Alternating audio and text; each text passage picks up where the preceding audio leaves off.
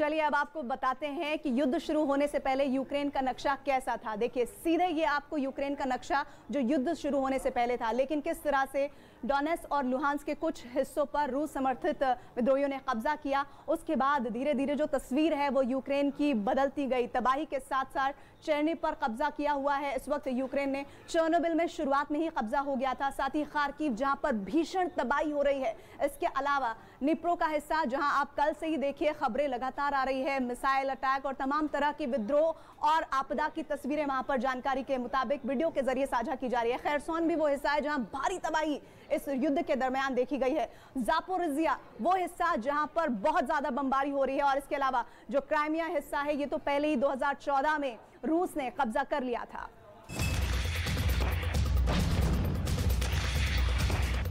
युद्ध शुरू करना इंसान के हाथ में होता है, लेकिन युद्ध खत्म कब होगा ये परिस्थितियां तय करती हैं।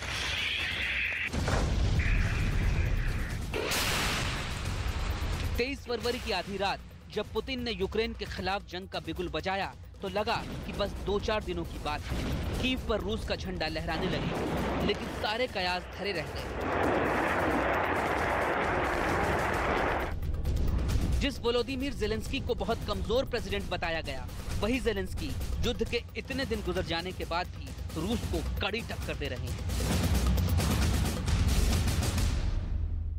Я залишаюсь тут, залишаюсь у Києві, на Банковій, не ховаючись і нікого не боюсь, стільки, скільки потрібно, щоб перемогти у цій нашій вітчизняній війні.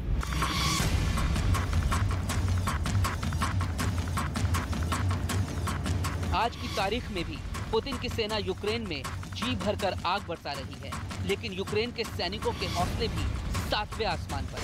इसकी एक वानगी काला सागर में मौजूद स्नेक आइलैंड में देखी गई।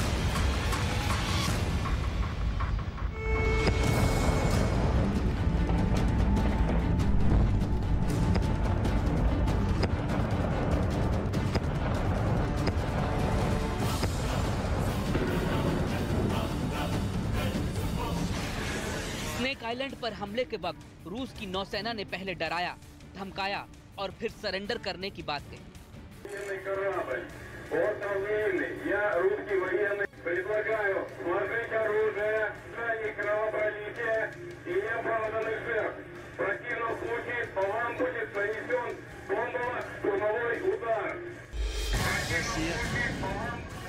हमले से पहले यहाँ यूक्रेन का कब्जा था।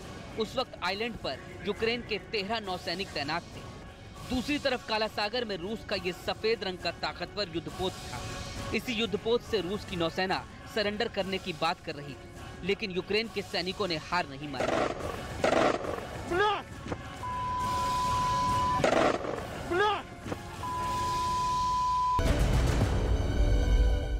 लेकिन यही शब्द उस सैनिक के अंतिम शब्द बन गए।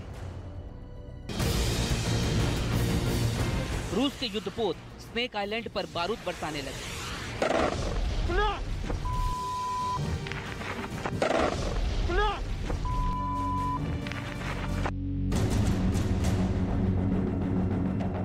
यूक्रेन के राष्ट्रपति वोलोदिमीर ज़ेलेंस्की ने अपने सैनिकों की शहादत को सलाम करते हुए ऐलान किया कि सभी 13 सैनिकों को यूक्रेन के हीरो के खिताब से नवाजा गया।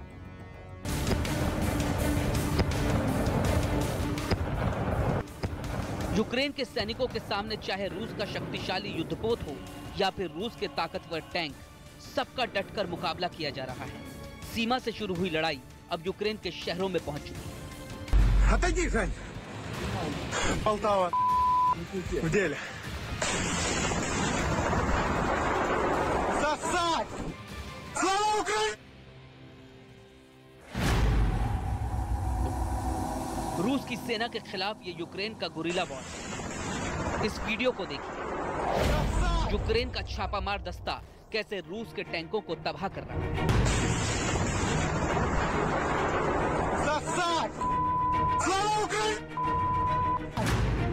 वीडियो में सड़क पर एक तरफ रूस की बख्तरबंद गाड़ी है जो बम, गोलों, गोली बंदूक से लैस है। दूसरी तरफ सिर्फ 3 लोग हैं।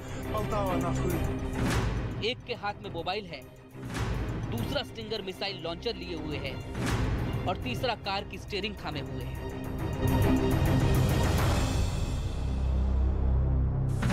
Полтава, нахуй. В деле. Сосать! Слава Украине! Полтава, нахуй. В деле. मिसाइल लॉन्चर लिए शख्स स्टिंगर मिसाइल छोड़ता है जो सीधे सामने खड़ी रूस की बख्तरबंद गाड़ी पर जाकर लगता है और रेड आर्मी की ये बख्तरबंद गाड़ी धू-धू कर चल उठती है।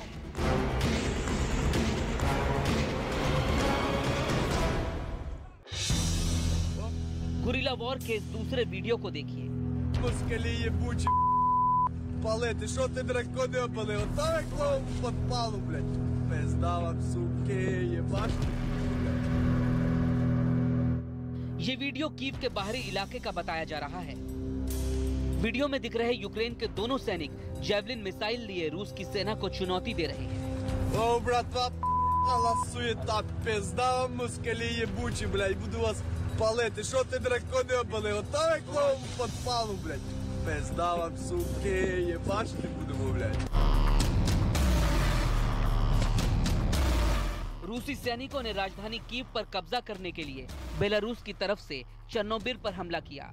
चेर्नोबिल न्यूक्लियर प्लांट पर कब्जा जमा लिया और चेर्नोबिल से काफी आगे बढ़कर अब जल्द से जल्द कीव पर कब्जा करना चाहते हैं।